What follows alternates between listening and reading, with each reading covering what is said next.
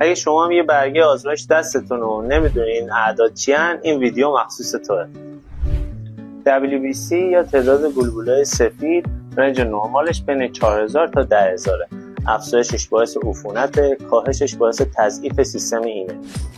RBC یا تعداد بلبل‌های قرمز رنج نرمالش در آقایون بین 4.5 تا 5.9 و در خانوما بین 4.1 تا 5.1.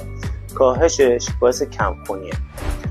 هموگلوبین در آقایون بین 13.5 تا 17.5 و در خانوما بین 12 تا 15.5. افزایشش باعث غلظت خونه و کاهشش هم باعث خستگی و ضعف و احتمالاً بازم کمخونیه.